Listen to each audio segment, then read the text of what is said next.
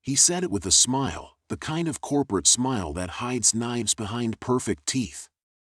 "It's time for some fresh energy, George," he told me, sliding the severance papers across the desk.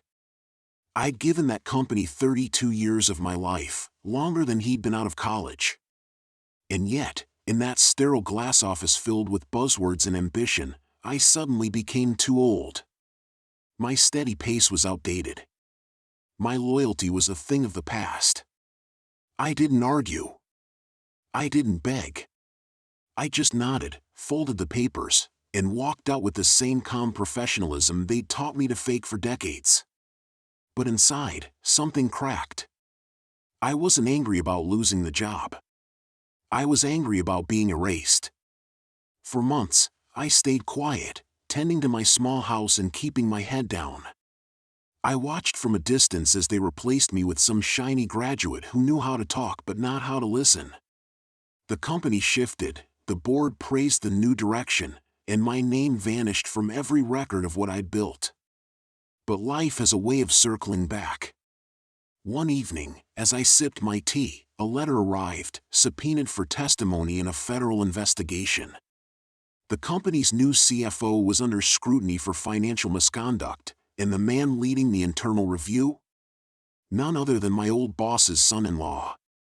The irony didn't escape me.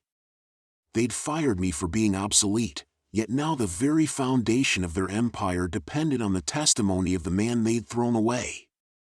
When the investigators came to speak, I opened drawers filled with meticulous records, old compliance reports, audit trails, and correspondence I'd kept for reference. Decades of honesty neatly stored in labeled folders. I wasn't seeking revenge. I was seeking truth. But as I flipped through those documents, I realized the truth was heavier than I'd thought. Hidden among them were patterns, numbers that didn't line up, transfers that disappeared into shell accounts, approvals signed under false names. I had seen them years ago and questioned them. Back then, my boss told me to let it go. Now, those same signatures were the key to exposing everything. When I entered the courtroom months later, the son-in-law looked confident. He didn't even glance at me when I took the stand. But his smirk faded when the prosecution brought up my records. I spoke slowly, carefully, each word like a nail in the coffin of arrogance. I explained how the system worked, how the falsified numbers slipped through, how they manipulated compliance to hide millions. Every detail matched perfectly. The documents I'd preserved were the missing link the investigators needed. His lawyer tried to paint me as a bitter old man seeking revenge, but the facts spoke louder than any motive. I wasn't bitter, I was precise. As the trial unfolded, the corporate tower that once looked invincible began to crumble. My former boss tried to distance himself, claiming ignorance. But emails I'd saved told a different story, approvals from his account, notes in his handwriting. The same man who fired me for being past my prime had signed off on the very deals that brought his family to the edge of ruin. And his son-in-law, the golden boy of finance, was now facing charges of fraud and obstruction. The day the verdict came in, guilty on all counts, I didn't celebrate. I just sat quietly outside the courthouse, watching the city lights flicker. Justice doesn't always come loud, sometimes it arrives as softly as the sound of a gavel. In the months after, the company dissolved. My former boss disappeared from the industry, his name now synonymous with scandal. Reporters reached out for interviews, but I declined every one of them. I didn't want fame, or pity, or even acknowledgement. I wanted peace. I found work consulting for smaller firms, the kind that valued experience over image. Every now and then, someone would recognize me. "Aren't you the guy who took down that company?" And I'd just smile. Because the truth was, I didn't take it down. They did it themselves. I just held up the mirror. The irony is that age was never my weakness, it was my strength.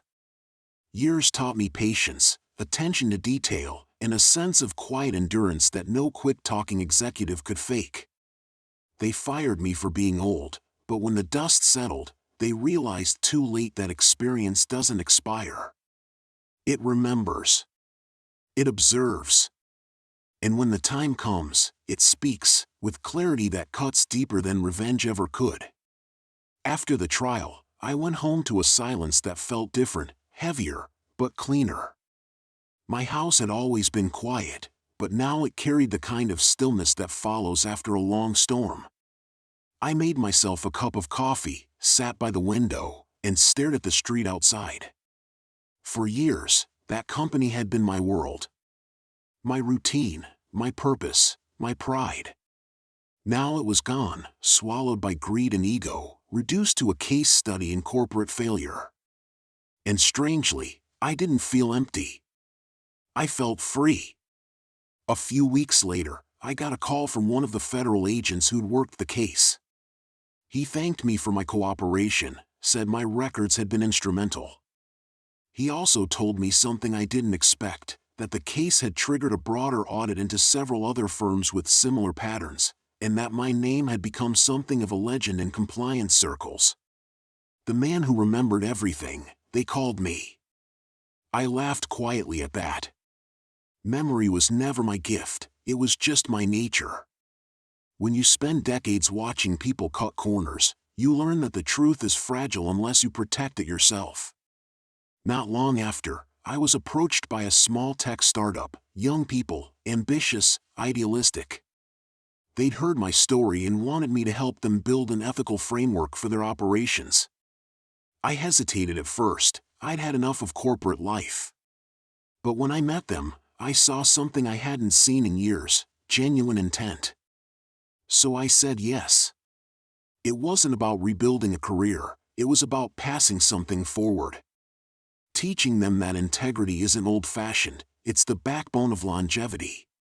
One evening, while sorting through some old files, I came across a photograph, me and my former team, smiling at a company picnic 15 years ago.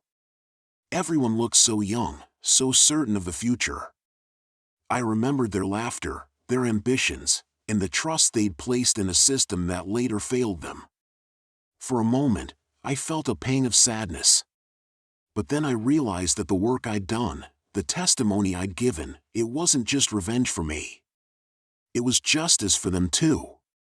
For every person who stayed quiet, everyone who was overlooked, dismissed, or pushed out because they didn't fit the new mold. A few months later, I saw my old boss again. Not in person, on television.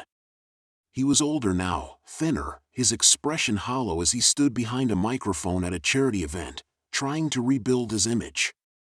There was no malice in seeing him like that, no triumph.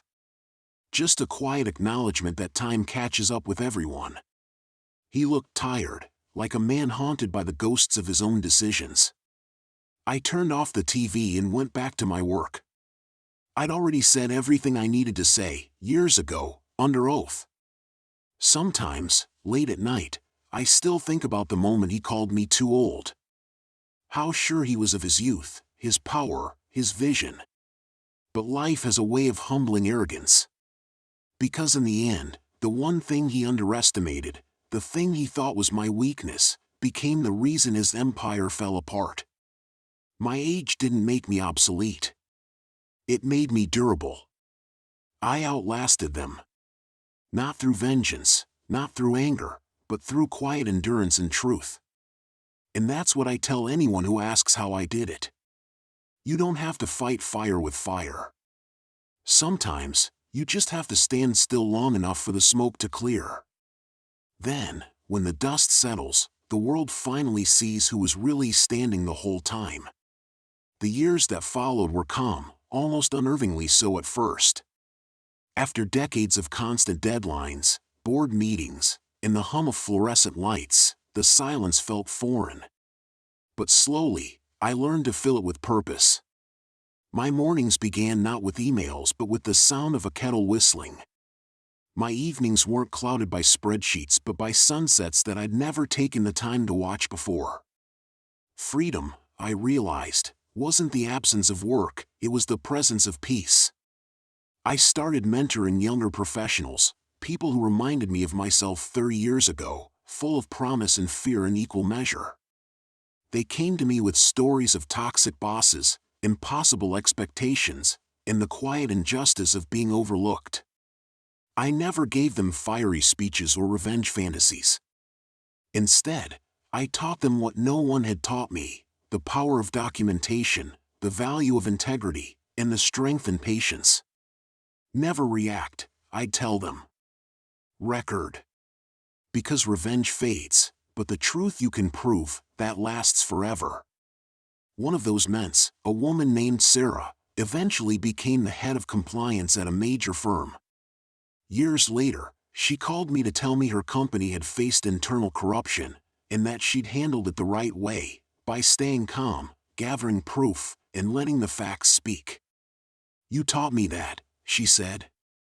And for the first time in a long while, I felt a quiet pride that didn't need to be hidden. I'd taken the pain of my own story and turned it into armor for someone else. As for my old boss, I never saw him again in person. But word travels fast in corporate circles. His name became a cautionary tale, spoken in whispers at executive retreats and leadership seminars. The man who built an empire, then lost it all because he mistook loyalty for weakness and experience for decay. He had tried to rewrite history, but in the end, history wrote him out instead. His son-in-law, once destined for greatness, served time and vanished from the industry altogether. Justice, as it turned out, didn't need my interference. It just needed time. One afternoon, I received a letter, handwritten, which was rare in this era. It was from my old boss's daughter. She said she wanted to apologize for what her family had done to me, that she'd read the court transcripts and finally understood the truth. "You didn't ruin us," she wrote. "You saved everyone else from becoming us." I sat there for a long while, holding that letter, realizing it was the closure I didn't know I needed. Not vengeance, not validation, just acknowledgement.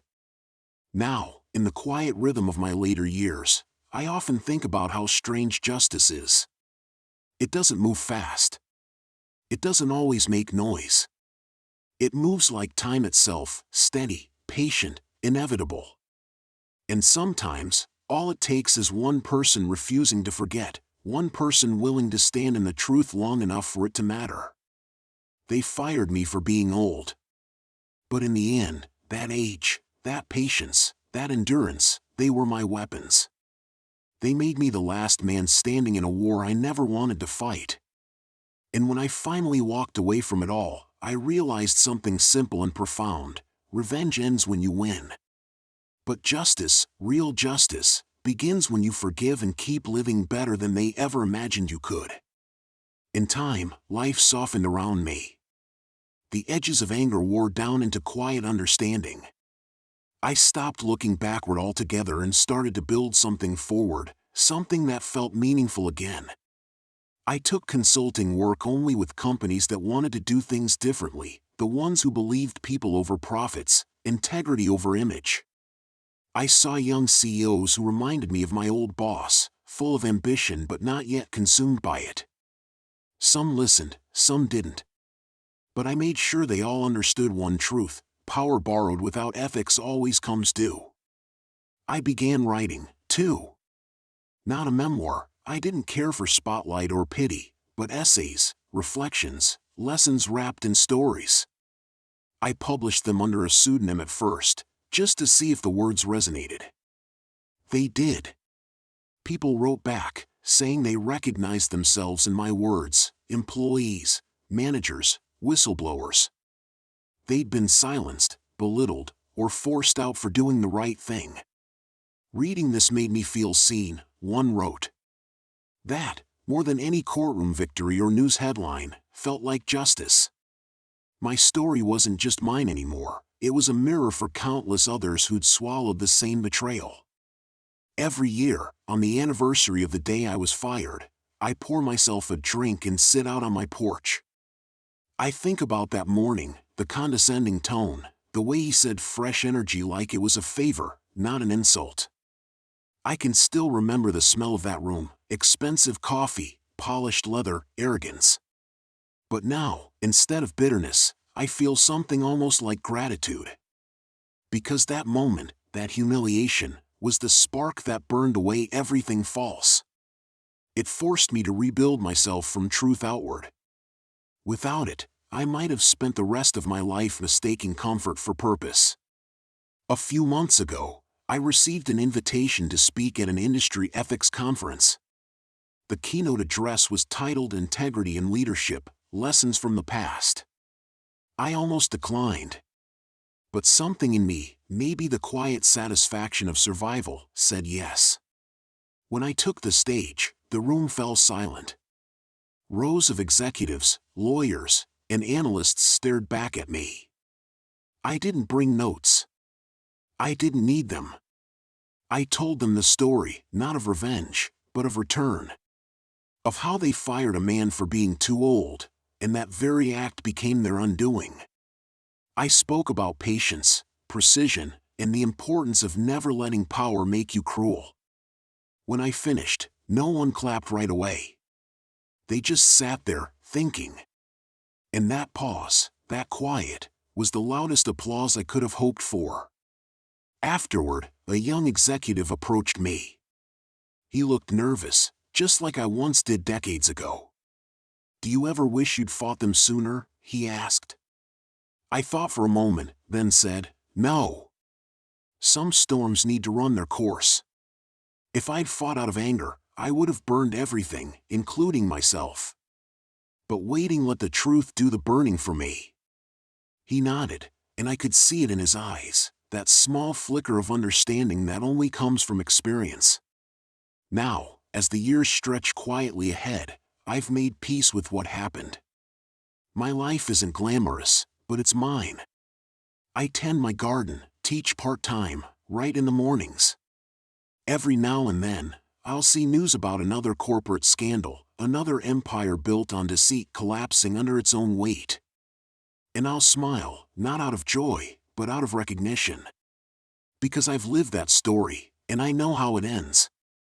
They fired me for being old. But time proved that age isn't a weakness. It's the long memory of truth. And truth, no matter how long it takes, always finds its way home. Sometimes I think back to that final walk out of the building, 32 years condensed into one cardboard box. A framed photo, a mug, a few pens, the nameplate that once sat proudly on my desk. I remember how light the box felt, and how heavy the moment was. But standing there now, older, calmer, I realized that moment wasn't an ending, it was an extraction. I wasn't being thrown away, I was being freed from a system that had long stopped valuing the people who built it. They thought they had taken something from me, but all they really did was give me back my time. Time, it's the one thing youth never appreciates, and age never wastes. I used mine well. I saw the world beyond the narrow glass walls of boardrooms. I traveled, read more, learned things no spreadsheet could measure.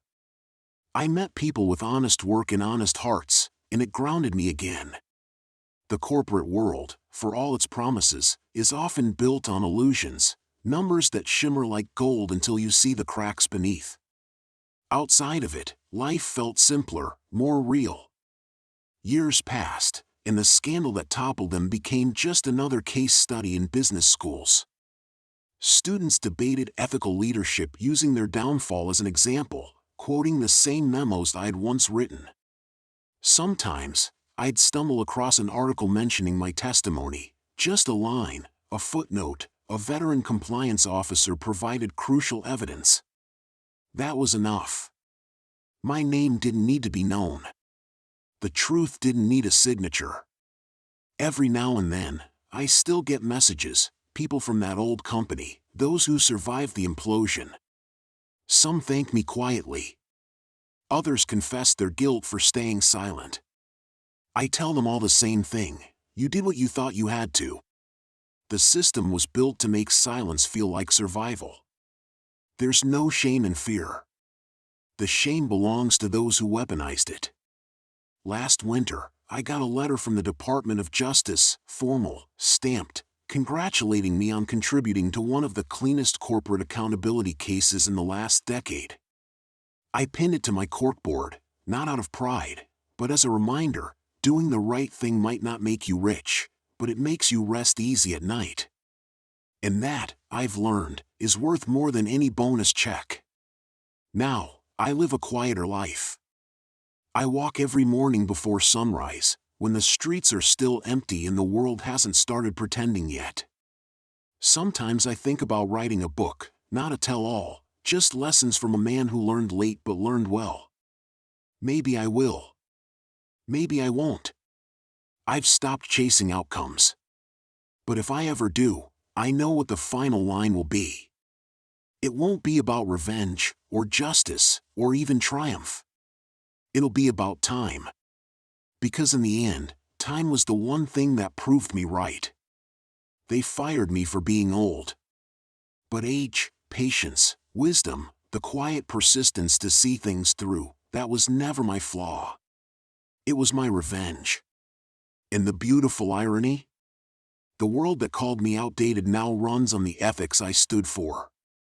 It just took them a few decades to catch up. A few months later, I was invited to speak at a conference in D.C., Corporate Integrity and Accountability in the 21st Century. The irony didn't escape me. A few years earlier, I couldn't get anyone to listen when I warned about those same issues. Now, I was being flown business class to talk about them to a packed auditorium. I remember standing backstage, holding my notes, looking out at the audience, rows of executives, lawyers, government regulators. Many of them wore the same kind of tailored suits I once wore, the same polished masks of confidence. I smiled to myself. When I walked on stage, the applause was polite, distant. They didn't know my story yet. They just saw an older man in a gray suit, maybe another relic of corporate policy. But as I started speaking, the room changed. I told them how it felt to be silenced, how ethics were treated like an inconvenience. I told them about being called outdated for believing that right and wrong weren't flexible metrics. I didn't raise my voice once, but by the end, you could have heard a pen drop. When I stepped off stage, the young man in his 30s approached me. "Sir," he said, "I think I'm working at a company that's starting to go down the same road." His voice trembled, like mine had years ago when I'd tried to warn my bosses. I looked him straight in the eyes and said, "Then you already know what you have to do. The hardest part isn't speaking up, it's living with yourself if you don't." He nodded slowly, understanding more than words could say. Later that evening, as I sat in my hotel room overlooking the city, I realized something I hadn't before: revenge was never the point. It was never about bringing anyone down. It was about reclaiming my dignity in a world that tried to strip it away. Justice wasn't a courtroom verdict, it was every quiet victory that followed. It was every young person who decided not to stay silent. A week later, I received a small package in the mail. No return address. Inside was an old photo, one I hadn't seen in decades. It was from my early days at the firm, me, standing next to the man who'd eventually fire me, both of us smiling, unaware of what time would turn us into. There was a note attached. "You were right. I'm sorry." No signature. But I knew who it was. I didn't frame the photo. I didn't burn it either. I simply placed it in a drawer and closed it. Because forgiveness, I've learned, doesn't always mean forgetting. Sometimes it just means you stop letting the memory control you. Now, when I walk past the courthouse or see a skyscraper bearing the company's old name under new ownership, I don't feel anger. Just a quiet satisfaction. They called me obsolete, but it was their values that expired first. And when I stood in that witness box years ago, I didn't just testify against a man. I testified for every worker who's ever been told they're too old, too honest, or too stubborn to fit in. Because sometimes, survival isn't about holding on, it's about letting go with your integrity intact. And in the end, that's what makes the story worth telling. As time went on, the story spread further than I ever expected. Journalists called, podcasts wanted interviews, and old colleagues who had once avoided me were suddenly reaching out, saying things like, "You were the only one brave enough to stand up." I didn't feel like a hero. I'd simply told the truth when everyone else stayed quiet. But the truth, once spoken, has a strange way of echoing. It ripples through walls built on deceit until they finally crack. One evening, I received a call from the company's new CEO, a woman in her early 40s who had been a junior analyst when I still worked there. She said, "I just wanted you to know that we've rebuilt from the ground up. We're implementing the exact compliance system you proposed years ago." For a moment, I couldn't speak. Hearing those words, after everything, felt surreal. She continued, "I also wanted to thank you. You didn't just hold us accountable, you gave us a chance to change." I hung up the call with a heavy sigh of relief. After years of bitterness, I felt something different, peace. A few days later, I drove past my old office building. The glass facade gleamed in the late afternoon sun, reflecting the city skyline. I parked across the street and sat there quietly, remembering the day I carried my box of belongings out through those same doors, humiliated and broken. Now, I wasn't that man anymore. I was free of their judgment, their arrogance, their blind faith and profit over principle. They thought firing me would erase me, but it only rewrote their story in ways they could never undo. I think about the new generation entering those offices, fresh suits, bright eyes, ambition untainted. I hope they learn sooner than I did that power built on fear is fragile, and respect earned through integrity is unbreakable. Because in every boardroom, in every contract, there's always that one line, that one decision, where doing the right thing could cost you everything, or save your soul. That's what my journey taught me. I wasn't fighting for revenge anymore. I was fighting for decency, for the idea that honesty should never be a liability. They fired me for being old, for being out of touch. But the truth is, I was simply from a time when a handshake meant something, when promises mattered, when the work itself had honor. Now, I live quietly. I tend to my garden, teach part-time at a university, and mentor young professionals who faced the same kind of betrayal I did. Sometimes, they ask me if it was worth it, all the years, the pain, the courtroom battles. I tell them yes. Not because I won, but because I didn't let them turn me into what they were. In the end, revenge fades, headlines disappear, and even justice becomes a memory. But integrity, that's eternal. And if my story leaves behind anything, I hope it's this: no matter how powerful they seem, those who trade humanity for ambition always fall. Maybe not today, maybe not tomorrow, but they always do. And when they do, the people they tried to silence will still be standing, quiet, unbroken, and free. A few years passed, and life found a gentler rhythm. The world moved on, as it always does, but the echoes of that trial still lingered in quiet ways I never expected. Sometimes I'd open my email to find messages from strangers, people in their 50s or 60s, people who'd been discarded by the same kind of arrogant leadership that once tossed me aside. They'd write things like, "Your story gave me courage to fight back," or "I thought I was alone." I'd reply to each one, because I knew how it felt to stand at that edge, humiliated, disposable, forgotten, and still choose to fight. One message, though, stood out. It came from a young woman named Hannah, a junior architect at a major firm. She told me she'd been ordered to falsify compliance reports and had refused. The next week, she was demoted. She said, "I read about what you did. I'm scared, but I'm not staying quiet anymore." I smiled at that line for a long time. That's how it begins, the smallest act of defiance against the machinery of greed. It's not loud or cinematic. It's a quiet decision in the dark, to do the right thing when no one's watching. I didn't tell her how the road ahead might look, how lonely it gets when you stand on principle. She'd learn that herself. What I did tell her was simple: if they punish you for your honesty, then you've already won. Because integrity is the one thing they can't take from you unless you hand it over. She wrote back with a single line, "Then I won't hand it over." And just like that, I knew the torch had passed. Sometimes I drive by the courthouse where I testified. The steps are clean now, the marble polished. Tourists walk past, unaware that once, inside those walls, a small piece of truth was spoken, and it changed everything.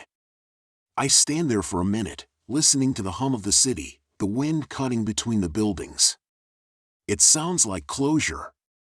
Not triumph, not bitterness, just stillness. People think revenge is about destruction. But it's not. It's about restoration. About taking back the part of yourself they tried to erase. They fired me for being old, but what they really fired was their conscience. They thought I'd fade quietly, but I became the reminder they couldn't escape, the proof that some values don't age. Now, every time I sit down to mentor someone or speak at an ethics seminar, I tell them my favorite line, the one that always makes them smile, even if they don't yet understand it: the past doesn't define you, but how you face it defines everyone watching. Because it's true.